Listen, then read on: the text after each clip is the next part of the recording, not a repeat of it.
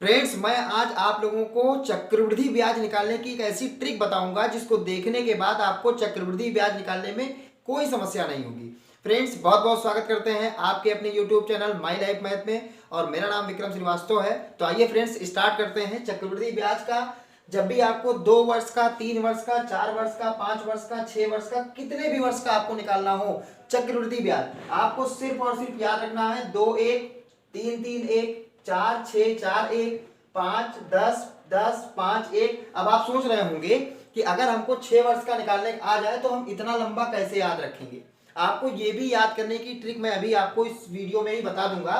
आपको सिर्फ स्टार्टिंग में ये याद रखना है कि अब 2 वर्ष का मैटर होगा तो यहाँ 2 लिखा है, 3 वर्ष का होगा तो यहाँ 3 लिखा है, 4 वर्ष का होगा तो स्टार्टिंग में 4 लिखा है, 5 वर्ष का है तो 5 लिखा है, 6 वर्ष का है तो 6, ऐसे ही 7 वर्ष, 8 वर्ष, 9 वर्ष, जितने भी वर्ष का आपसे पूछा जाए आप पहला जो अंक लिखेंगे वो जितने वर्ष का होगा वो वही लिखेंगे। आप लास्ट में आप ध्यान से एक चीज देखिए तो यहाँ पर 1 1 1 1 1 यानी कि सबके लास्ट में 1 1 1 आ रहा है। अब 2 वर्ष का है तो 2 रेशियो है, 3 है तो 3 डिजिट है, 4 वर्ष का है तो 4 डिजिट है, 5 वर्ष का है तो 5 डिजिट है, ऐसे ही जितने वर्ष का होगा उतनी डिजिट होंगी। आपको बस एक चीज ये समझना है, जितने वर्ष का निकाला जा रहा है उतना वो वर्ष यानी कि वो नंबर स्टार्टिंग में आ रहा है। आप देखिए 5 वर्ष का निकाले, 5 स्टार्टिंग में आ रहा है और लास्ट में 1 आएगा। टोटल रहेंगे कितने लोग? 5 लोग रहेंगे क्योंकि 5 वर्ष का है। तो ये चीज आपको ध्यान रखनी है। स्टार्टिंग में आपको सिर्फ और सिर्फ ये याद करना है 2 और 1, इसके अतिरिक्त आपको कुछ नहीं याद रखना। अब आप देखिए, अगर आपको 3 वर्ष का पूछा जाए तो क्या करेंगे आप? 3 तो हम स्टार्टिंग में लिखेंगे ही लिखेंगे, इन दोनों को जोड़ लिया, 2 और 1 3 हुआ और लास्ट में 1 आता है, 3 डिजिट हो गई। 4 वर्ष का है, स्टार्टिंग में 4 लिखेंगे, इन दोनों को आप ऐड कर लीजिए, इसको यहां लिख लीजिए, इन दोनों को ऐड कर लीजिए, यहां लिख लीजिए और लास्ट में 1 आएगा। 5 वर्ष का अगर है तो स्टार्टिंग में तो 5 लिखेंगे ही लिखेंगे, फिर इसके बाद इन दोनों को ऐड किया, यहां लिख लिया, इन दोनों को ऐड किया, यहां लिख लिया, इन दोनों को ऐड किया, यहां लिख लिया और लास्ट में 1 हो गया। ऐसे ही आपको जब 6 वर्ष का निकालना है तो स्टार्टिंग में 6 रहेगा, इन दोनों को ऐड किया, यहां लिखा, इन दोनों को ऐड किया, यहां लिखा, इन दोनों को ऐड किया, यहां लिखा, इन दोनों को ऐड किया, यहां लिखा। अब ऐड करने वाला कुछ बचा नहीं है तो लास्ट में 1 लिख दिया। 6 के 6 हमारे डिजिट कंप्लीट हो गए।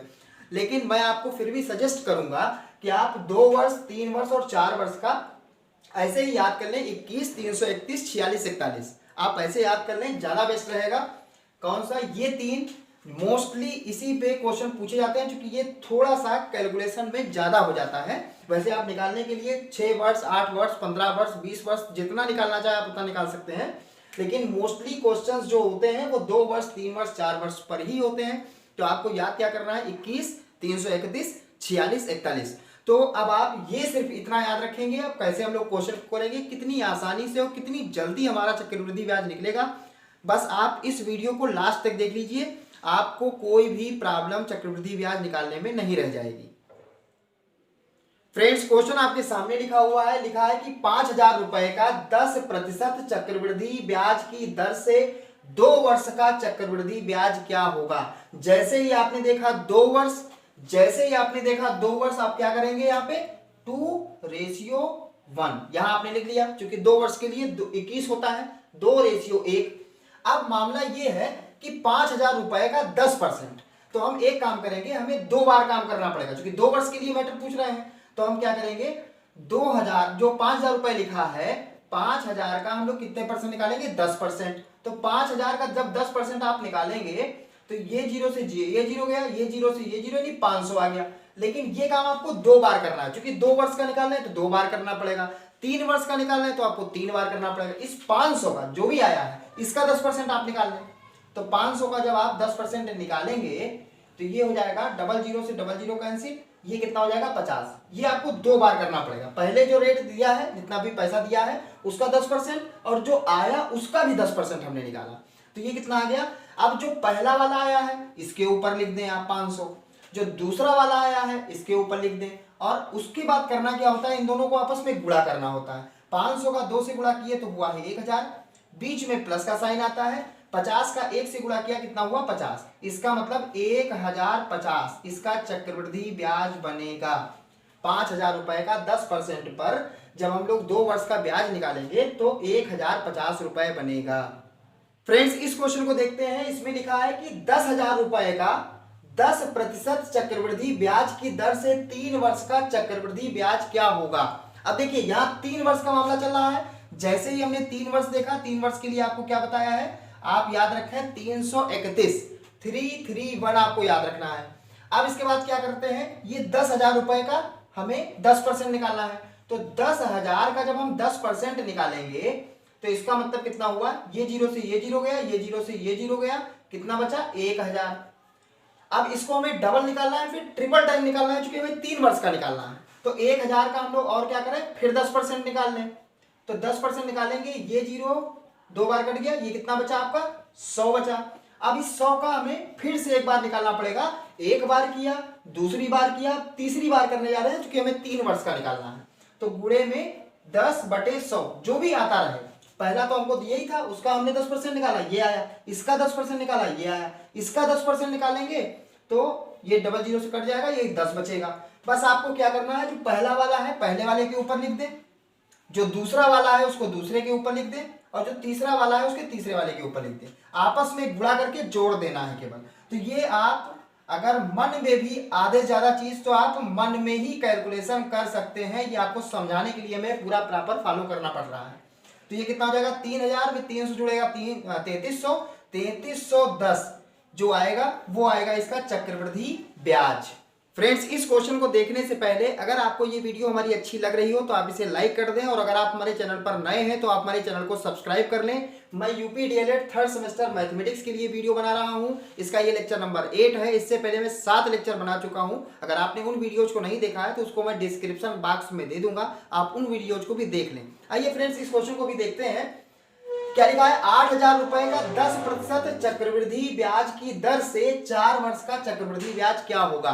तो जैसे ही हमने देखा ये 4 वर्ष का मैटर चल रहा है, हम यहां पर क्या लिखेंगे, 4 6 4 1। आपको हमने बताया है कि आप इसको 4 वर्ष के लिए याद रखें 46 41, और 8,000 रुपए का 10%। तो पहले हमें 8,000 का निकालना पड़ेगा 10%।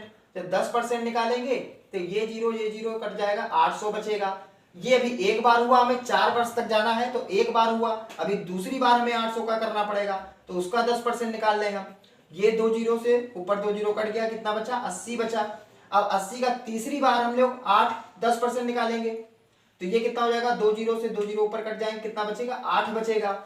और अभी तो 3 ही बार हुआ है, हमें 4 वर्ष तक का निकालना है, तो 8 का भी हम लोग क्या निकालेंगे, 10% निकालेंगे। तो ये कितना हो जाएगा, 0 से 0 कैंसिल हो जाएगा, ये बचेगा 8/10 यानी कि 0.8। अब आपको क्या करना है, जो पहला लिखा है इस पहले के ऊपर लिख देना है 800, दूसरा वाला इसके ऊपर लिखना है, तीसरा वाला इसके ऊपर लिखना है, चौथा वाला इसके ऊपर लिखना है, और सबको हमें गुणा करके जोड़ देना है। 8 चौको 3200 हो गया, प्लस 8 छक 48 480 हो गया, प्लस लगाओ 8 चौको 32, प्लस ये कितना, 1 का 0.8 से गुणा होगा तो 0.8, यानी कि अगर इसको ऐड किया जाएगा तो 3200 में 480 जुड़ेगा, 32 4 3680 हो जाएगा। 3680 में 32 रुपए जुड़ेगा, 3680 में तो 3712 हो जाएगा। 3712 रुपया 80 पैसा, ये हमारा हो जाएगा चक्रवृद्धि ब्याज। फ्रेंड्स इस वीडियो में बस इतना ही। उम्मीद करते हैं कि आपको चक्रवृद्धि ब्याज अच्छे से निकालना आ गया होगा। वीडियो अगर हमारी अच्छी लगी हो तो आप इसे लाइक कर दें। कमेंट बॉक्स में कमेंट करके जरूर बताएं कि आपको ये वीडियो हमारी कैसी लगी। अपने दोस्तों को अधिक से अधिक इस वीडियो को शेयर करिए, और अगर आप हमारे चैनल पर नए हैं तो आप हमारे चैनल को सब्सक्राइब करके बेल आइकन के बटन को प्रेस कर लें, जिससे हम जैसे कोई वीडियो अपलोड करें आप तक नोटिफिकेशन सर्वप्रथम पहुंच जाए। मिलते हैं नेक्स्ट वीडियो में, तब तक के लिए धन्यवाद।